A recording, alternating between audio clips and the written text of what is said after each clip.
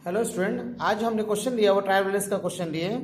इसमें क्वेश्चन हमने लिया सिंपल ही क्वेश्चन लिए है ना। एक हमने लिया कैपिटल लिया है 3,40,000, ओपनिंग स्टॉक है 85,000, फर्नीचर 1,26,000 है, परचेज 89500 है, कैश है 73,000, कैरेज है, सेल्स है, डिस्काउंट रिसीव्ड है, ऑफिस रेंट है, इधर आपका हो गया बिल्डिंग है, रिटर्न इनवर्ड है, रिटर्न आउटवर्ड है, ट्रेड एक्सपेंसेस है और सैलरी है। अब इसको ट्रायल बैलेंस में किस तरह से बनाएंगे वो क्वेश्चन लिए। इसका ट्रायल बैलेंस बनाने के लिए क्या करना है, सबसे पहले जो दिया हो उसको सीरियली लिख देंगे हम। Capital, opening stock, furniture, purchase, capital, ठीक है। इसे इसको सीरियली लिखते चले जाएंगे। जो भी दिया अमाउंट, कैपिटल है तो कैपिटल लिख दिए, ओपनिंग स्टॉक है तो ओपनिंग स्टॉक लिख दिए, फर्नीचर है, इस तरह से पूरा हम लोग लिखते चले जाएंगे।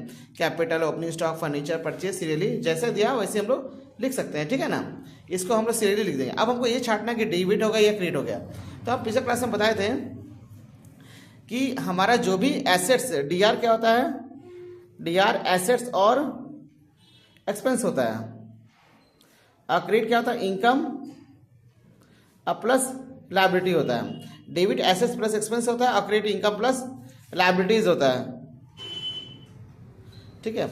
अब जैसे क्वेश्चन हमने लिया है, पहला कैपिटल है तो कैपिटल हमारा कैसे हो गया, कैपिटल का अमाउंट कितना है 3,40,000 है, तो कैपिटल हमारा क्या हो गया, बिजनेस के लिए लायबिलिटी है, इसलिए इसको क्या बोलेंगे, इसका बैलेंस जो भी हो क्रेडिट साइड जाएगा। कितना अमाउंट है 3,40,000। ओपनिंग स्टॉक हमारा क्या हो गया, एसेट्स हो गया, कितना है तुम्हारा आपका 85,000।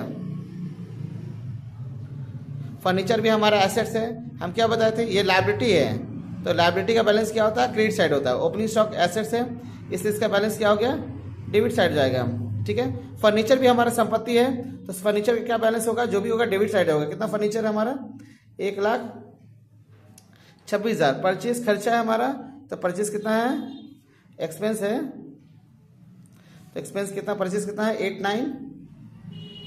कैश हमारा एसेट्स है, इसका भी बैलेंस 73,000 डेबिट साइड जाएगा। भाड़ा दे रहे हैं, भाड़ा भी हमारा खर्च है, तो कोई भी खर्च को हम लोग डेबिट साइड दिखाएंगे, कोई भी इनकम को किधर दिखाएंगे, हम लोग क्रेडिट साइड दिखाएंगे। सेल्स हमारा इनकम है, इनकम कितना हमारा 2 लाख, सेल्स हमारा इनकम कितना है, सेल्स हमारा है 2,25,000। डिस्काउंट रिसीवी भी हमारा इनकम, हमको छूट मिल रहा है। ऑफिस रेंट हमारा खर्च है, खर्च को डेबिट करते हैं। इतना याद रखिएगा, कोई भी खर्चा, ठीक है, कोई भी खर्च और कोई भी एसेट्स को हम लोग डेबिट साइड दिखाते हैं, और इसमें कोई भी इनकम और कोई भी लायबिलिटी की साइड दिखाएंगे, हम लोग क्रेडिट साइड दिखाएंगे।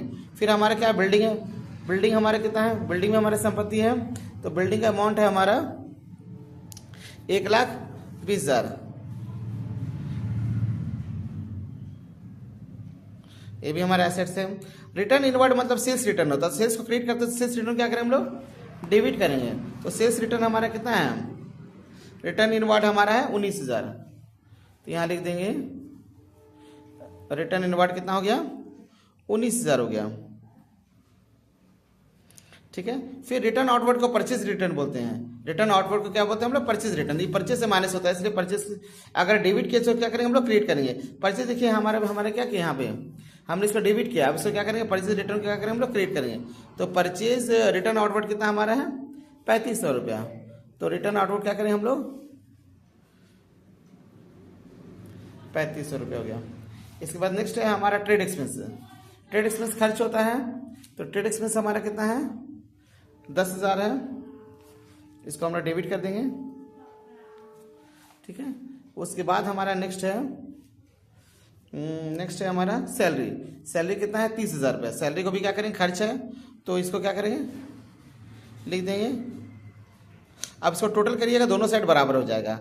टोटल करने से हमारा जो हम कर चुके हैं 5,78,200, इसका भी 5,78,200 हो जाएगा, ठीक है। तो इतना याद रखिएगा कि ट्रायल बैलेंस बनाने का क्या कंसेप्ट है कि जो भी दिया रहेगा उसको हम लोग एज इट इज लिख देंगे, सीरियली करके 1 2 3 करके पूरा लिख देंगे।